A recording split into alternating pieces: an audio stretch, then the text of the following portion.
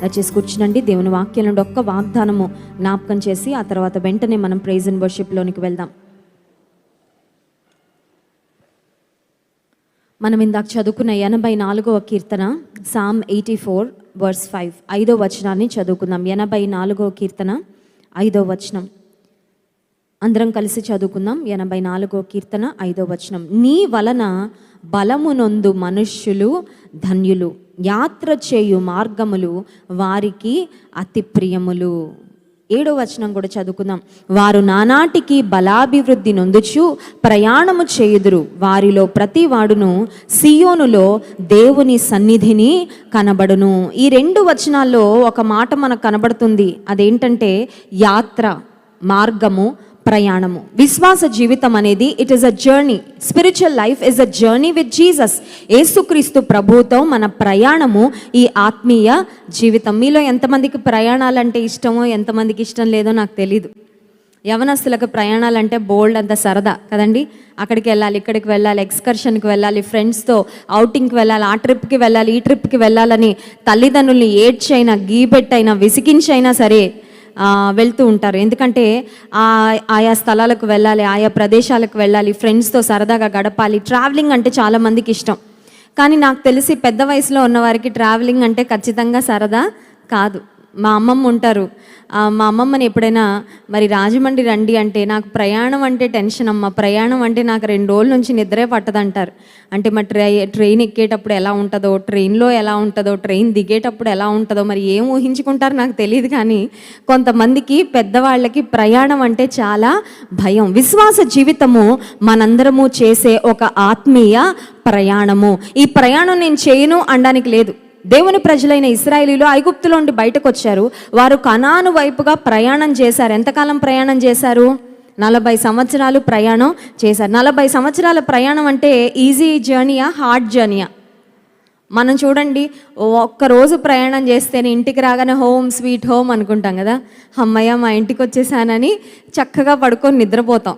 ఎక్కడ తిరిగినా కూడా సాయంత్రం అయ్యేసరికి ఇంటికి వస్తే అదొక ఉపశమనం, అదొక రిలాక్సేషన్ అనమాట. మా ఇంటికి నేను వచ్చేసాను.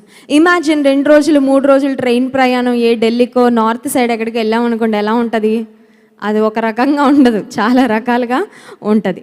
కానీ దేవుని ప్రజలు ఇంటికి ఎప్పుడు చేరుకున్నారు? ఇల్లే లేదు వారికి. ఎన్ని సంవత్సరాల ప్రయాణం? 40 సంవత్సరాలు. 40 సంవత్సరాల ప్రయాణంలో వృద్ధాప్యంలో ఉండి ఐగుప్తు నుండి బయటకు వచ్చిన వారు ఉన్నారు. వారు ఎక్కడ చనిపోయారు? ప్రయాణంలోనే చనిపోయారు. కొంతమంది పిల్లలు ప్రయాణంలోనే పుట్టారు. పుట్టేవాళ్ళు పుడుతున్నారు, చనిపోయేవాళ్ళు చనిపోతున్నారు. ఎలా అంటే ఓ ట్రైన్ జర్నీ టైప్లో ఎక్కేవాళ్ళు ఎక్కుతుంటారు, దిగేవాళ్ళు దిగుతుంటారు. ట్రైన్ జర్నీలో ఉన్న వాళ్ళతో మనం క్లోజ్ కాంటాక్ట్ కలిగి ఉండి ఎప్పటికీ జీవితాంతం మీరు మాతో ఉంటారు అన్నట్టు మనం ఎప్పుడు ఫీల్ అవ్వం. మీరు ఎక్కుతారు, మీరు దిగుతారు, మేము ఎక్కుతాం, మేము దిగుతాం అన్నట్లుగా ఉంటుంది మన పరిస్థితి. విశ్వాస జీవితం కూడా it is a journey with Jesus. చాలాసార్లు మన చుట్టూ ఉన్న మనుషుల కోసం బ్రతికేస్తూ ఉంటాం. మన చుట్టూ ఉన్న మనుషులే మన మైండ్లో తిరుగుతూ ఉంటారు. మనల్ని సృజించిన దేవుని కంటే ఏ పని చేసినా వాళ్ళు ఏమనుకుంటారో, వీళ్ళు ఏమనుకుంటారో, వాళ్ళు ఎలా ఫీల్ అవుతారో, వీళ్ళు ఎలా ఫీల్ అవుతారో. వాళ్ళ కోసం పుట్టించాడా దేవుడు నిన్ను? నీ కోసం పుట్టించాడా? నీ కోసం పుట్టించలేదు, వాళ్ళ కోసం పుట్టించలేదు, ఆయన కోసం పుట్టించాడు. హల్లెలూయా. తల్లిదండ్రులు అనుకుంటారు పిల్లలు మా కోసం పుట్టారని. మన కోసం పుట్టలా మన పిల్లలు, దేవుని కోసం పుట్టించాడు, పెంచమని ఇచ్చాడు మనకంతే. ఎంతకాలం ఇస్తే అంతకాలం మన పిల్లల్ని దేవుని కోసం మనం పెంచాలి. కొంతమంది చూడండి, తల్లిదండ్రులు మా కోసం పెంచుకోవాలండి, మమ్మల్ని మా వాళ్ళు బాగా చూసేయాలి, లేకపోతే పెద్ద అయిన తర్వాత మాకు పెద్ద బంగ్లా కడతాడండి మా వాడని, వాడికి చికెన్ మటన్ అన్నీ తినిపిస్తారు, వాడు బాగా కండలు పెంచి అమ్మా నాన్ని కొట్టేస్తుంటాడు. అంటే కొన్నిసార్లు మనం అనుకుంటుంటాము మన పిల్లల్ని మన కోసం దేవుడు ఇచ్చాడు, మన కోసమే పెంచుకోవాలి, మనల్ని ఏదో వాళ్ళు చూసేసుకుంటారని. చాలాసార్లు మన మనసు కూడా ఎప్పుడు వారి చుట్టూ వీరి చుట్టూ తిరుగుతూ ఉంటుంది. అవునంటారా కాదంటారా? ఫీలింగ్స్ కదండి, ఫీలింగ్స్. ఎవరు ఎలా ఫీల్ అవుతారో అని మనం ఫీల్ అయిపోతుంటాం.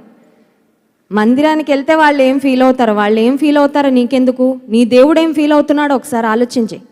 ఈ మాట మాట్లాడితే వాళ్ళు ఏం ఫీల్ అవుతారని నువ్వు అనుకుంటున్నావు. సరైన మాట సరైన సమయంలో దేవుడు నేను చెప్పమంటే నువ్వు చెప్పాల్సిందే. ఇంకెవరు ఏం ఫీల్ అయినా నీకు అనవసరం. చాలాసార్లు ఏ పని చేయాలన్నా మన మనసులో వారు వీరు తిరుగుతూ ఉంటారు, దేవుడు తప్ప. ఒక మాట చెప్పమంటారా? విశ్వాస జీవితంలో ఈ ప్రయాణంలో నువ్వు చక్కగా ముందుకు వెళ్ళాలంటే వారిని వీరిని చూడడం ఫస్ట్ మానేయాలి. హల్లెలూయా. అది ముందు అలవాటు చేసుకుంటే మనుషుల్ని చూడడం మానే. ఫస్ట్ మనుషులు ఏమనుకుంటారో ఆలోచించడం మానే. నా ప్రభు ఏమనుకుంటాడు, నా ప్రభు ఏం కోరుకుంటున్నాడు, నా ప్రభు ఏమి ఆశిస్తున్నాడు. నటన అవసరం లేదు, ఇంకా ఎనఫ్ ఆఫ్ యాక్టింగ్. బోల్డ్ అంత యాక్ట్ చేసేస్తాం, ఇంకా చాలు. ప్రయాసపడకు, ప్రెషర్ తీసుకోకు. యాక్టింగ్ ఎంత ప్రెషర్గా ఉంటుందండి, అవునా కదా? కొంతమంది యాక్టింగ్ చేస్తూ ఉంటారు, బంధువులు రాగానే ఎంత అద్భుతంగా యాక్టింగ్ చేసేస్తారు. అబ్బా, ప్రపంచంలో ఇంతకంటే మంచి ఆవిడ ఇంకొక ఆమె కనబడదు అన్నట్టు. మందిరానికి వచ్చినప్పుడు ఇంకెంత అద్భుతంగా యాక్టింగ్ చేస్తాం. ఏంజెల్స్ అంటే వీళ్ళేనేమో అన్నట్టుగా ఉంటుంది. మికాయేలు, గాబ్రియేలు, ఇంకా రకరకాల పేర్లు పెట్టేసుకోవచ్చు. మనందరికీ అలా ఉంటాం, ఏంజల్స్ లాగా. చాలాసార్లు మనం మన రియాలిటీ ఏంటో బ్రతకకుండా ఈ ప్రయాణంలో వాళ్ళ కోసం వీళ్ళ కోసం ఆలోచన చేస్తూ యథార్థంగా బ్రతకకుండా, దేవుడు మెచ్చే జీవితాన్ని జీవించకుండా వారి కోసం వీరి కోసం వారిని సంతృప్తి పరచాలి, వీరిని సంతోషపరచాలి. ఈ సందర్భంలో వాళ్ళు నేను ఏం మాట్లాడాలని కోరుకుంటుంటారు, వాళ్ళు ఏం మాట్లాడాలని కోరుకోవాలని నువ్వు మాట్లాడడం కాదు, ప్రభు నువ్వు ఏం మాట్లాడాలని తలస్తున్నాను. ఫ్రెండ్ వచ్చాడు, బయటికి వెళ్దామన్నాడు, ఫ్రెండ్ బాధపడతాడని వస్తానని చెప్పడం కాదు, దేవుడు ఏం చెప్పాలని కోరుకుంటున్నాడు, దేవుడు నేనేం చేయాలని ఈ సమయంలో ఆశిస్తున్నాడు, అది నువ్వు ఆలోచిస్తూ వెళ్ళగలిగితే ఈ యాత్ర చేయు మార్గములు వారికి ఎలా ఉంటాయంట, అతి ప్రియములు. Journey is exhausting. ప్రయాణాలు చాలా అలసట, అవునా కదా? ప్రయాణాలు మామూలు అలసట కాదు. ఈ మందిరం కన్స్ట్రక్షన్ అవుతూ ఉన్నప్పుడు జాన్ వెస్లీ గారు, నేను, ధన్య అమెరికా దేశం వెళ్ళాం. I think we were there for almost 2 weeks. 2 వారాలు అమెరికా దేశంలో ఉన్నాం. రిటర్న్లో మళ్ళీ ఇంగ్లాండ్లో ఆగి అక్కడ కూడా పరిచయం చూసుకొని మేము వచ్చాం. 2 వారాలు మేము ఉంటే 2 వారాల్లో దాదాపు యుఎస్లో ఉన్న 15 స్టేట్స్ మేము తిరిగామండి. 15 స్టేట్స్, 15 రాష్ట్రాలు మేము తిరిగాం. ప్రతి ప్రాంతానికి వెళ్ళడం, సువార్త ప్రకటిస్తూ అలాగా ప్రయాణాలు చేస్తున్నప్పుడు నా పరిస్థితి లిటరల్గా ఎట్లా ఉండేదంటే, ఒక స్టేట్కి వెళ్ళగానే వాళ్ళు ఒక బెడ్రూమ్ ఇచ్చేవాళ్ళు. ఆ బెడ్రూమ్లో సూట్ కేసులు అన్నీ తెరిచి అన్నీ బయట పెట్టుకునేదాన్ని. మరి చిన్న బిడ్డ కదా, ఇంకా తనకు కావాల్సినవి, తనకు తినిపించేవి, తనకి స్నానానికి అన్నీ సెట్ చేసుకునేదాన్ని. మళ్ళీ నెక్స్ట్ రోజు సాయంత్రం అవగానే చలో let's go to the airport అనేవాళ్ళు. ఏంటి ప్రయాణం ఉంది అనగానే అప్పటి వరకు అన్నీ తీసి సర్దుకున్న దాన్ని మళ్ళీ ఏం చేయాల్సి వచ్చేది, మళ్ళీ అన్నీ ప్యాకప్. అప్పుడు ఏం గుర్తొచ్చేదంటే, ఈ లోకంలో మనము యాత్రికులము. ఇక్కడ శిలేసుకొని ఉండడానికి మనం ఎవ్వరము రాలేదు, కానీ మనం శిలేసుకొని ఉండడానికే ఉన్నట్టు ఆలోచిస్తుంటాం ఎంతసేపు. ₹1 దాచాలి, ₹1 దాచాలి, అన్నీ నావే, అన్నీ నాకే, స్వార్థం స్వార్థం స్వార్థం. ఎంతకాలం ఉంటావు ఈ లోకంలో? నీ జీవితానికి ఒక గ్యారంటీ ఉందా? ఎన్ని రోజులు బ్రతుకుతావో నీకు తెలుసా? ఆ రోజుల్లో ఆల్మోస్ట్ ఒక 15 స్టేట్స్ మేము ప్రయాణం చేస్తున్నప్పుడు దేవుడు ఇదే మాట నాకు జ్ఞాపకం చేశాడు. అబ్రహాము గుడారాల్లో నివసించాడు. అబ్రహాము ధనవంతుడే, అబ్రహాం భాగ్యవంతుడే, దేవునితో సహవాసం చేసిన వ్యక్తే, దేవుని స్నేహితుడే. కానీ ప్రయాణమే ప్రయాణం. దేవుడు నేను చూపించే దేశానికి వెళ్ళంటే నువ్వు ఎటు చూపిస్తే, ఎప్పుడు చూపిస్తే అటు నేను ప్రయాణం చేసి వెళ్ళిపోతానయ్యా. దేవునితో నువ్వు ప్రయాణం చేయడానికి రెడీయా అని అడుగుతున్నాను ఈ రాత్రికాల సమయంలో. Are you ready to travel with Jesus? ఈ జీవిత ప్రయాణంలో యేసు ప్రభువుకి మనం వాకింగ్ పార్ట్నర్స్ అన్నారు జాన్ వెస్లీ గారు. గుర్తుందా మీకు? మీరు ఎంతమంది రాసుకుంటున్నారో, మైండ్లో పెట్టుకుంటున్నారో నాకు తెలియదు, కానీ నేనైతే ప్రతి మాట జాగ్రత్తగా నోట్ చేసుకున్నాను. God is looking for walking partners అని చెప్పారు. ఎప్పుడు చెప్పారు అది? Walk in love, walk in light, walk in wisdom. ప్రేమలో నడుచుకోవాలి, జ్ఞానంతో నడుచుకోవాలి, అలాగే వెలుగులో నడుచుకోవాలి. ఎప్పుడమ్మా? సో దేవుడు ఆయనతో పాటు కలిసి నడిచే వారి కొరకు చూస్తున్నాడు. నిన్నగాక మొన్నే మనం విన్నాం ఆ వాక్యం. దేవునితో మనము నడవాలని. God is also looking for people who can journey with him. ఆయనతో కలిసి ప్రయాణం చేసే వారి కొరకు దేవుడు చూస్తున్నాడు. నువ్వు చెప్పగలవా, నేను ఉన్నానయ్యా, నేను నీతో పాటు కలిసి ప్రయాణం చేస్తాను. I will journey together with you and I believe this is a journey with Jesus. Yesu Kristu ప్రభువుతో ఇదొక ప్రయాణము, యేసయ్యతో ఇదొక ప్రయాణం.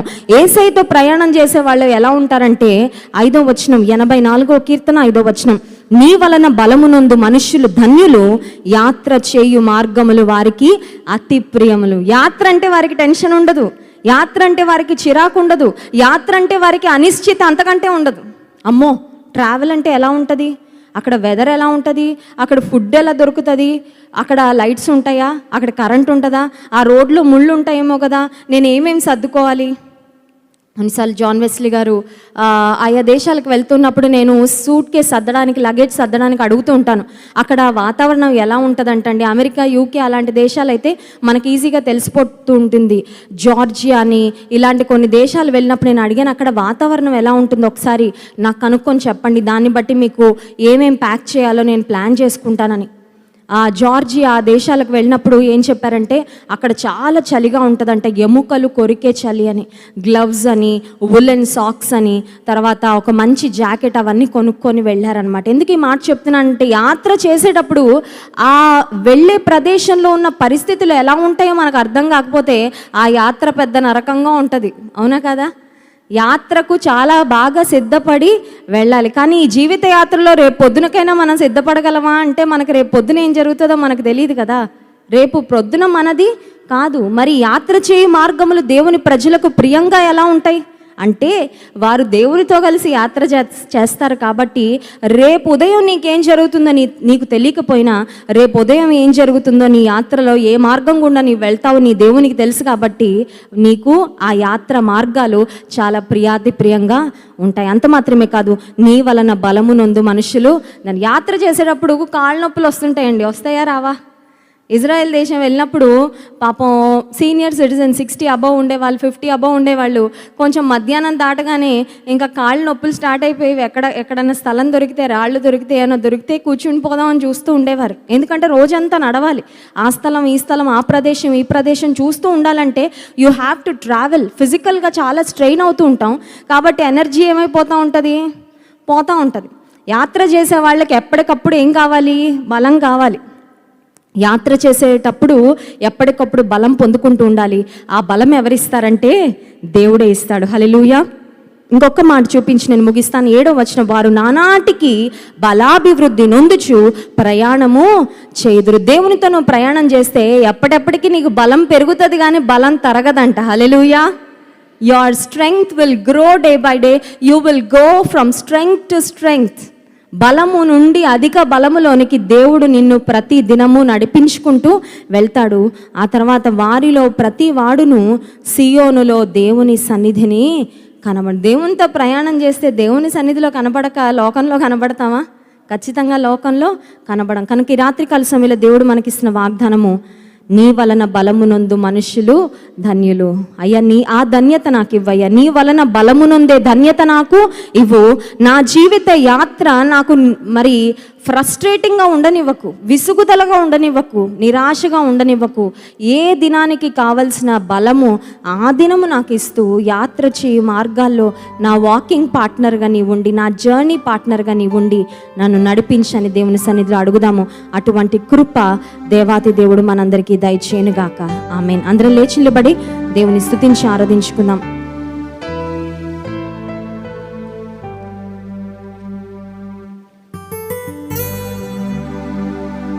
ఏసే సత్యం, ఏసే నిత్యం, ఏసే సర్వం జగతికి, ఏసే జీవం, ఏసే గమ్యం, ఏసే గమనం అనే పాటను పాడి దేవుని స్తుతిద్దాం.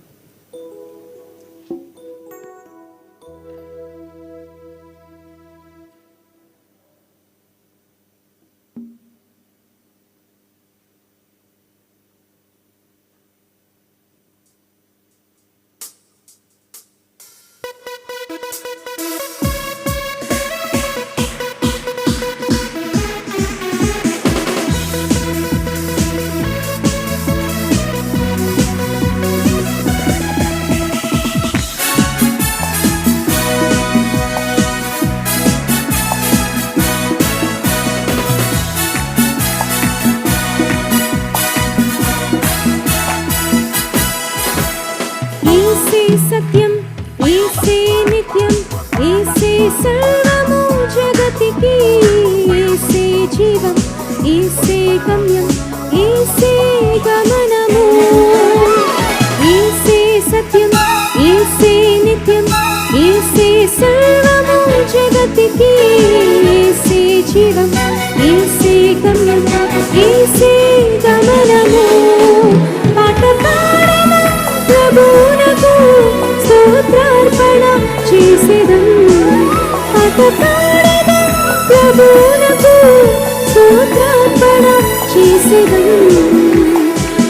యేసే సత్యం, యేసే నిత్యం, యేసే సర్వము జగతికి, యేసే జీవం, యేసే గమ్యం, యేసే గమనము.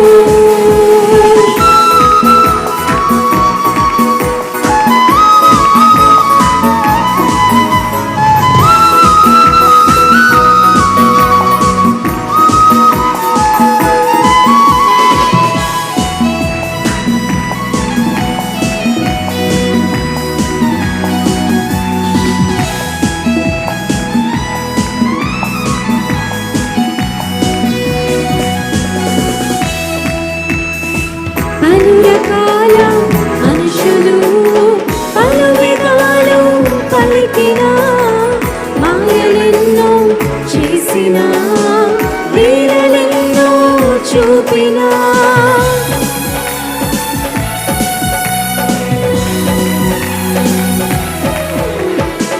పలు రకాల మనుషులు పలు విధాలు పలికినా, మాయలెన్నో చేసినా, లీలలెన్నో చూపినా, యేసులోనే నిత్య జీవం, యేసులోనే రక్షణ, యేసులోనే నిత్య జీవం, యేసులోనే రక్షణ, యేసే సత్యం, యేసే నిత్యం, యేసే సర్వము జగతికి, యేసే జీవం, యేసే గమ్యం, యేసే గమనము. బలము లేని వారికి బలమిచ్చే దేవుడు, కృంగిన వారిని లేవనెత్తేవాడు.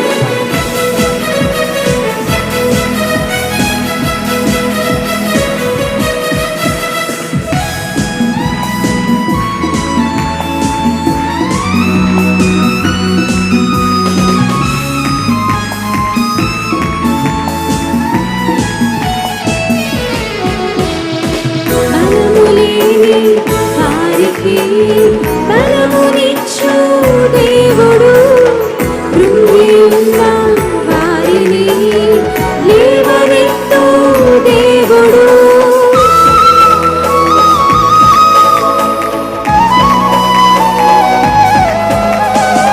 బలము లేని వారికి బలమునిచ్చు దేవుడు, కృంగి ఉన్న వారిని లేవనెత్తు దేవుడు, యేసులోనే నిత్య రాజ్యం, యేసులోనే విడుదల, యేసులోనే నిత్య రాజ్యం, యేసులోనే విడుదల, యేసే సత్యం, యేసే నిత్యం, యేసే సర్వము జగతికి, యేసే జీవం, యేసే గమ్యం, యేసే గమనము, యేసే సత్యం, యేసే నిత్యం, యేసే సర్వము జగతికి, యేసే జీవం, యేసే గమ్యం, యేసే గమనము.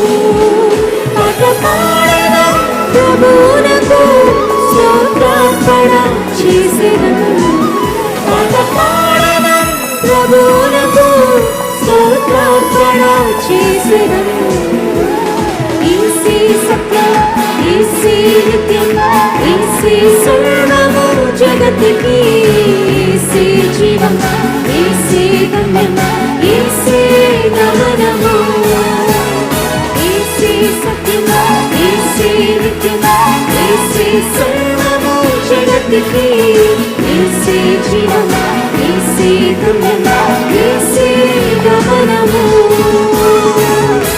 హల్లెలూయా. గట్టిగా చప్పట్లు కొట్టి యేసుకి మహిమ చెల్లిద్దాం. నజరేయుడా నా యేసయ్య, ఎన్ని యుగాలకైనా ఆరాధ్య దైవము నీవే అనే పాటను పాడి దేవుని స్తుతిద్దాం.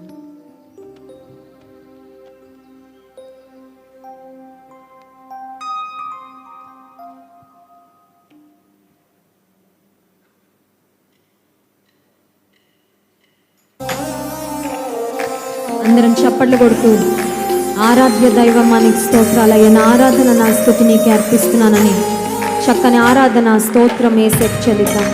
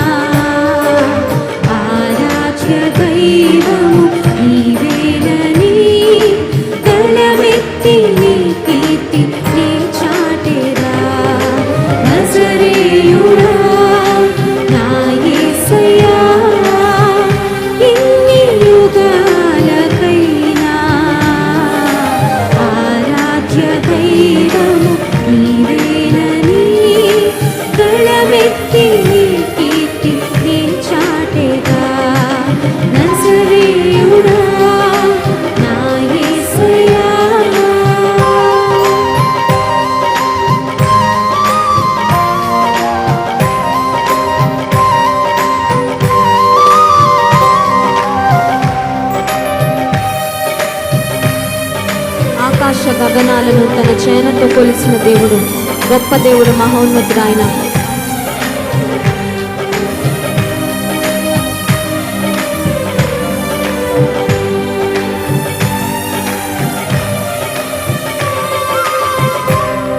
ఆకాశ గగనాలను నీ చేనతో కొలిచితివి.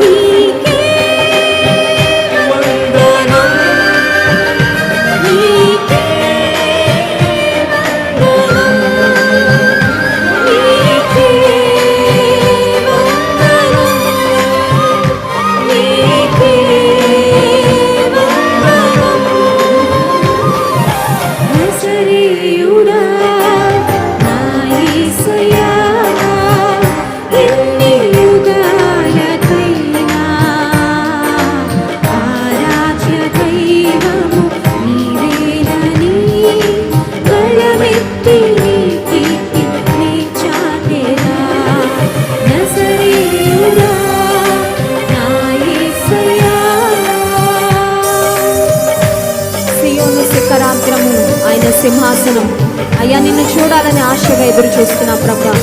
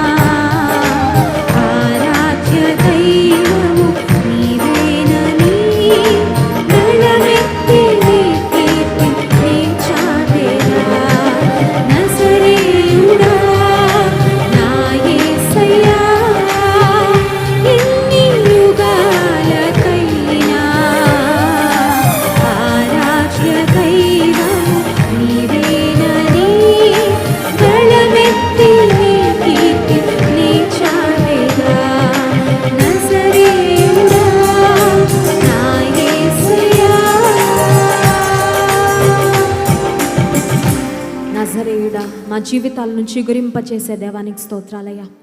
రాత్రికాల సమయంలో సియోను శిఖరాగ్రము మీద అత్యున్నతమైన సింహాసనం మీద ఆసీనుడైన నిన్ను ఆరాధించే కృపని మంటి ఘటములకు అనుగ్రహించినందుకు అయ్యా నీకు స్తోత్రాలు, వందనాలు చెల్లించుకుంటున్నాం ప్రభా. మేము మంటి వారమని నీవు జ్ఞాపకం చేసుకొని ఈ మంటి ఘటాలలో మహిమైశ్వర్యాన్ని నింపడానికి నీ పరలోకపు మహిమను నీ విడిచిపెట్టి వచ్చినందుకు స్తోత్రాలయ్యా. నీవు మా కొరకు సిలువలో చూపించిన త్యాగపూరితమైన ప్రేమను బట్టి స్తోత్రాలు అయ్యా. నీ ప్రేమకు ఏమిచ్చినా నీ రుణాన్ని మేము తీర్చలేము ప్రభువా. ఎప్పటికీ మేము రుణస్థులమే ప్రభువా. నిన్ను కీర్తించి కనపరుస్తున్నామయ్యా, నీకు స్తుతి చెల్లిస్తున్నాం ప్రభా. Lord, we bless your name Lord. We worship you, we adore you, we exalt you, we magnify you Lord. We praise you because you are the King of kings and Lord of lords. రాజులకు రాజు, ప్రభులకు ప్రభుడవైన నిన్ను ఆరాధిస్తున్నాం తండ్రి.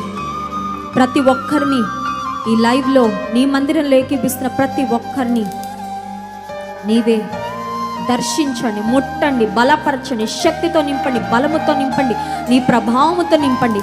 మా అవసరతలన్నీ తీర్చు ప్రభా. నీ ఆత్మ అభిషేకమును బలమైన రీతిలో ఈ రాత్రికాల సమయంలో నీవే మాకు దయచేయమని వేడుకుంటున్నాము. నీ దాసు నీ మాటలు అందిస్తూ ఉంటుండగా తెరవబడిన ఆకాశమును మేము చూడడానికి సహాయం చేయండి. నీ స్వరాన్ని వినే చెవులు, నిన్ను చూసే కన్నులు, నీ మాటలను స్వీకరించే విధేయత చూపించే హృదయాలను, జీవితాలను మాకు దయచేయండి. పరిశుద్ధాత్మదేవ బలమైన రీతిలో ఈ రాత్రికాల సమయంలో నీవే కదలాడుమని వేడుకుంటున్నాను ప్రభువా. సహాయం చేయండి, కృప చూపించండి. ప్రవహించే ఊటలుగా, ఫలించే కొమ్మలుగా, ప్రకాశించే జ్యోతులుగా, ప్రజ్వలించే జ్వాలలుగా మమ్మల్ని అందరినీ నీవే సిద్ధపరచుమని వేడుకుంటూ మహిమ ఘనత ప్రభావం నీకు చెల్లిస్తూ ఈ స్తుతి ఆరాధన యేసుక్రీస్తు ప్రభువారి శ్రేష్టమైన నామమున మీకే సమర్పిస్తూ నాము తండ్రి. ఆమేన్.